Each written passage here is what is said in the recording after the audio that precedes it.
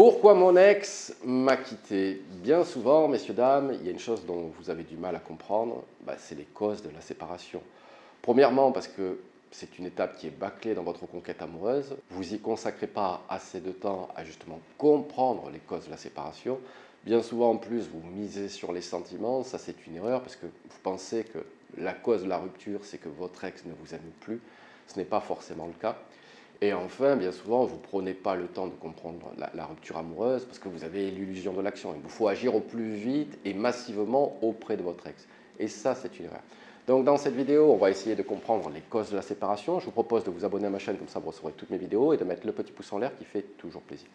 La première chose que j'aimerais vous dire, je sais que c'est compliqué, mais que la cause de la rupture n'est pas due à un manque de sentiments, il est dû à un manque d'épanouissement personnel et de bonheur dans la relation.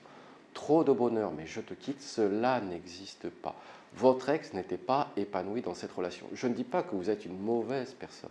Je dis qu'il faut que vous compreniez que votre ex n'était pas épanoui dans cette relation.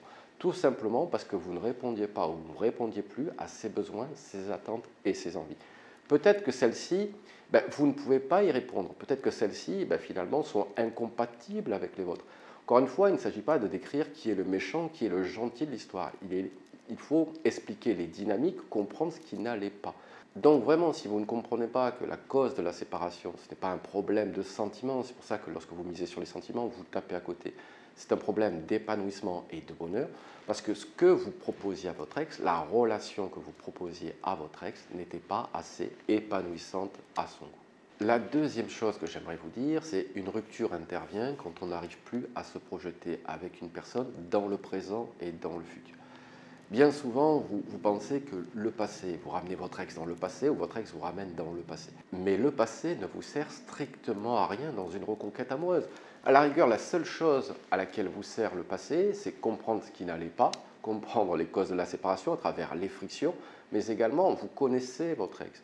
Vous savez qu'est-ce qui peut la faire sourire, vous savez qu'est-ce qui peut relancer la complicité avec votre ex. Vous savez potentiellement quelles sont ses attentes, ses besoins et ses envies. Et ça va vous servir. Mais tout le reste ne sert uniquement à rien. Vous pouvez lui dire que vous avez été heureux pendant 15 ans, votre ex s'en fout, c'est du passé. Vous pouvez dire que vous avez une famille, votre ex s'en fout, parce que ça, c'est du passé. Ce qui compte maintenant, vraiment, c'est la projection dans l'avenir et dans le présent. C'est pour ça qu'il faut incarner un véritable changement. C'est pour ça qu'il faut créer un effet waouh pour récupérer son ex. Parce que bien souvent, lorsque vous faites un silence radio, finalement, vous attendez pour attendre. Vous faites 2 cours de cha-cha-cha, 2-3 séances de sport et vous vous dites, ça y est, je suis prêt. Non, ça va demander beaucoup plus de réflexion, beaucoup plus d'efforts. Je sais qu'une reconquête amoureuse, c'est compliqué. Je sais que ça demande du temps et des efforts. Mais malheureusement, si vous ne passez pas par cette étape-là, vous ne pourrez pas récupérer votre ex. Et enfin, comprendre que tout au long de la relation, et en plus avec vos actions post-rupture, votre valeur aux yeux de votre ex s'est dégradée. Je n'ai pas dit votre valeur intrinsèque. Si ça peut vous rassurer, vous avez toujours la même valeur avant la rencontre avec votre ex et après la rupture amoureuse. Je sais que bien souvent, ça touche à la confiance et à l'estime de soi, mais je peux vous assurer que vous avez exactement la même valeur. C'est qu'une question de regard vis-à-vis de votre ex. Pour votre ex, oui, votre valeur s'est dégradée. Mais encore une fois, c'est à travers un changement, en montrant qu'on a accepté et surmonté cette séparation, que votre valeur va être rehaussée. Bien plus qu'en criant son incomplétude, bien plus qu'en étant en demande, bien plus qu'en étant en attente vis-à-vis de son ex. C'est pour ça que lorsque je vous dis que vos interdits continuent à dégrader votre valeur, vous avez du mal à le comprendre. Finalement, c'est votre excès d'amour qui fait éloigner votre ex, puisque vous devenez vecteur de stress, puisque cette personne ne peut pas répondre à vos besoins, à vos attentes, à vos envies. Parce que vous, l'erreur que vous faites, c'est que vous souhaitez passer de la rupture à la remise en couple. Non, il va y avoir des étapes. Et c'est en franchissant ces étapes que la séduction va s'opérer avec son ex. Allez, maintenant passons aux causes qui peuvent expliquer que justement votre ex vous a quitté. Bien souvent, c'est le déséquilibre des sentiments. Soit vous avez été trop acquis, soit vous avez jugé votre ex comme trop acquis. Dans les deux cas, dès qu'il y a un déséquilibre des sentiments, malheureusement, il y en a un des deux qui devient vecteur de stress et il y en a un des deux qui arrête de faire des efforts. Et ça peut amener à une séparation. Bien souvent, on me dit, oui, il ne faut pas être acquis. On s'en fout de qui est acquis, pas acquis. Il faut être au même niveau d'intérêt que l'autre. Si l'autre est à 7 sur 10, vous devez être à 7 sur 10 et non pas à 9. Sinon, vous allez être vecteur de stress parce que Vous allez demander à l'autre qu'il vous rassure, vous allez demander à l'autre qu'il vous fasse des déclarations d'amour, sauf que l'autre est à seulement 7 et il ne peut pas vous donner un 9 sur 10. C'est aussi simple que ça. Donc, la première cause qui arrive bien souvent, c'est le déséquilibre des sentiments ou le déséquilibre des niveaux d'intérêt. La deuxième erreur, et c'est là que finalement les couples explosent bien souvent, c'est les incompatibilités de valeurs, les incompatibilités d'envie.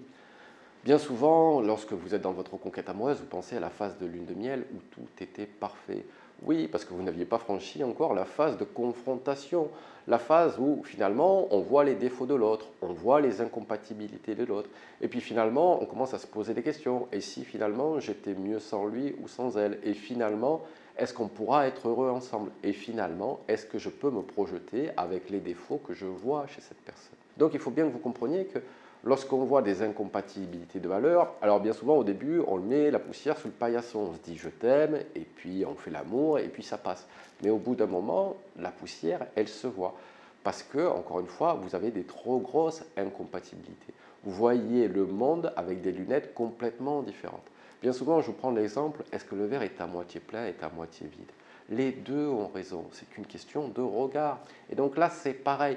Votre ex juge que finalement, il y a trop de différentiel entre vous, il y a trop d'incompatibilité afin de construire une relation amoureuse. En rehaussant votre valeur, en amorçant un changement, pour montrer sans le dire que finalement, une compatibilité amoureuse est à nouveau possible avec votre ex. Mais également, il peut y arriver également les crises des dizaines. Mais là, les crises des dizaines, c'est bien souvent parce qu'on fait un bilan sur sa vie. On a des nouvelles envies, des nouvelles attentes. Finalement, il y a le syndrome également du nid vide qui vient se rajouter à ça. Et on se dit, est-ce que cette personne potentiellement était compatible avec moi dans un cadre de parentalité? Mais maintenant que la parentalité non pas disparu, mais il n'y a plus cette nécessité absolue ou beaucoup moindre de parentalité, est-ce que cette personne nous correspond encore? Est-ce qu'encore une fois, avec cette personne, je peux avoir les mêmes envies, les mêmes besoins et les mêmes attentes? Généralement, c'est les trois causes les plus importantes, plus la photographe, mais celle-là, généralement, vous le savez.